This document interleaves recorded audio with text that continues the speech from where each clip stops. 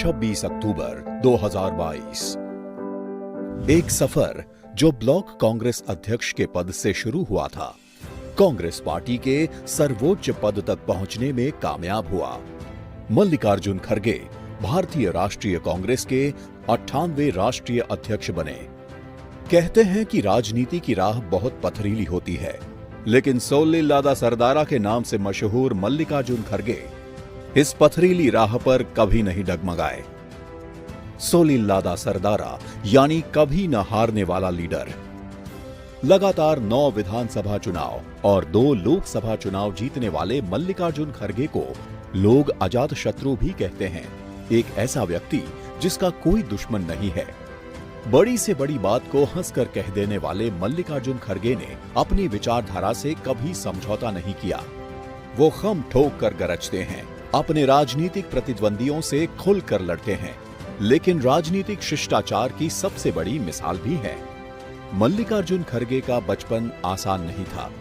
हैदराबाद मुक्ति संघर्ष के दौरान हुए खौफनाक दंगों में उन्होंने अपने पूरे परिवार को खो दिया था। सिर्फ मल्लिकार्जुन खड़गे और उनके पिता उस हिंसा से बच सके थे। उस हादसे के बाद उनके पिता उन्हें बचाकर गुलबर्गा ले गए। उनके पिता एक मिल में मजदूर थे, लेकिन बेटे की परवरिश में पीछे नहीं रहे। उन्होंने न केवल मल्लिकार्जुन खड़गे को पढ़ाया लिखाया, बल्कि सामाजिक सरोकारों से भी रूबरू किया। नफरत की आंधी में अपनों को खो चुके मल्लिकार्जुन के मन में किसी के लिए भी नफरत नहीं पनपने दी, बल्कि वो आधार दिया कि बेटे का पूरा जीवन दूसरों की जिंदगी बेहतर बनाने में अर्पित हो गया। मल्लिकार्जुन खड़गे छात्र जीवन से ही राजनीति में सक्रिय हो गए थे। कॉलेज में वो छात्र संगठन के महासचिव चुने गए थे। जब वो एमएसके मिल्स कर्मचारी संघ के कानूनी सलाहकार बने, तो एक मजदूर नेता के रूप में भी सक्रिय हो गए और कई मजदूर आंदोलनों के नेतृत्व में रहे। विद्यार्थी जीवन में श्री खड़गे कबड्डी, हॉकी और क्रिकेट के कमाल के खिलाड़ी थे, बल्कि इस दौरान वो राज्य स्तर पर भी हॉकी खेले। 1967 में श्रीमती इंदिरा गांधी ने 10 सूत्री कार्यक्रम शुरू किया।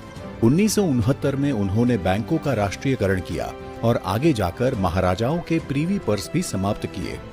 इंदिरा जी की नीतियों से प्रभावित होकर मल्लिकार्जुन खड़गे 1969 में कांग्रेस पार्टी में शामिल हो गए और ब्लॉक कांग्रेस के अध्यक्ष बने। वहां से जो सफर शुरू हुआ वो आज भी जारी है। मल्लिकार्जुन खड़गे 1972 में गुरमितकल से पहली बार चुनाव लड़े और एमएलए बने। 1973 में वो चुंगी उन्मूलन समिति के अध्यक्ष नियुक्त हुए। उस छोटी सी कमेटी में लोगों ने पहली बार उनकी प्रशासनिक काबिलियत देखी। उन्होंने पहली बार लोकल बॉडीज की अर्थव्यवस्था को रिफॉर्म करने की बात की और चुंगी शुल्क को खत्म कर बेहतर सिस्टम सुझाया।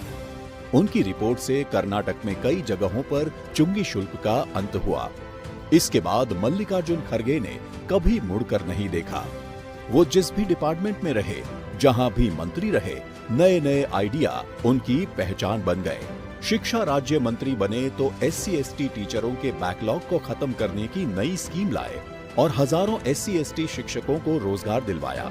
उन्हीं के वक्त में पहली बार SC/ST संचालित स्कूलों को अनुदान देने की शुरुआत हुई। जब श्री खड़गे राजस्व मंत्री बने तो उन्होंने देश में भूमि सुधार का सबसे बड़ा प्रोग्राम चलाया। आमतौर पर भूमि सुधार के फैसले मुकदमों में फंस जाते हैं, लेकिन खड़गे जी की नीतियों के चलते कर्नाटक में कोई केस कोर्ट में नहीं गया। सफल प्रशासनिक नीति का ये एक बहुत बड़ा उदाहरण था। इसी तरह रेवेन्यू मिनिस्टर के तौर पर वो पहली बार नई नीति लाए, जिसे आज की भाषा में सिंगल विंडो क्लियरेंस सिस्टम कहा जाता है। इंडस्ट्रीज मिनिस्टर रहते हुए उन्होंने जो उद्योग नीति लागू की, उसे बाद में कई राज्यों ने अपनाया था। मल्लिकार्जुन खड़गे कर्नाटक के एक बेहद सफल गृह मंत्री भी रहे। उन्हीं के कार्यकाल में वीरप्पन की चुनौती खत्म हुई और तेलगी जैसे स्कैम गिरफ्त में आए। खड़गे जी 1983 में कर्नाटक विधानसभा में विपक्ष के उपनेता नियुक्त हुए। 2005 में वो प्रदेश कांग्रेस कमेटी के अध्यक्ष बने।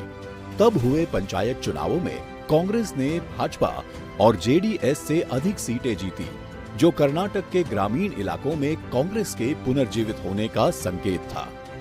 उन्होंने 2009 के लोकसभा चुनाव में गुलबर्गा से अपनी 10वीं चुनावी जीत दर्ज करवाई और भारत सरकार में रेल मंत्री रहते हुए देश भर में कई ट्रेनें शुरू की। और श्रम एवं रोजगार मंत्री के रूप में राष्ट्रीय स्वास्थ्य बीमा योजना को बढ़ाने में महत्वपूर्ण भूमिका निभाई।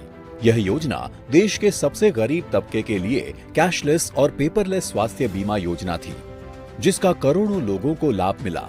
खरगे जी को कर्नाटक के विकास के लिए संविधान में एक महत्वपूर्ण संशोधन का भी श्रेय जाता है, जिसके तहत राज्य के 6 जिलों को साल 2013 में अनुच्छेद 371 जे द्वारा विशेष रूप से कल्याण कर्नाटक क्षेत्र में शामिल किया गया था।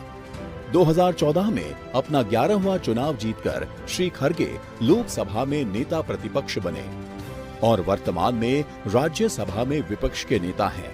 2022 में कांग्रेस पार्टी में अध्यक्ष पद के लिए आंतरिक चुनाव हुए, जहां श्री खरगे को शानदार जीत के साथ ऑल इंडिया कांग्रेस कमेटी अध्यक्ष चुना गया। आज 82 साल की उम्र में भी श्री मल्लिकार्जुन खरगे कांग्रेस अध्यक्ष की जिम्मेदारी निभाते हुए तानाशाह सरकार और कट्टरपंथियों के खिलाफ लगातार लोकतंत्र की लड़ाई लड़ रहे हैं और पर्वत समान खड़े हैं। संघर्ष जिनकी जिंदगी का एक पहलू रहा और हिम्मत दूसरा। महान क्रांतिकारी राम प्रसाद बिस्मिल जी की 2 पंक्तियां खरगे जी के जीने के अंदाज को बाखूब बयान करती हैं। पलट देते हैं हम मौजे हवादिस अपनी जुर्रत से, कि हमने आंधियों में भी चिराग अक्सर जलाए हैं।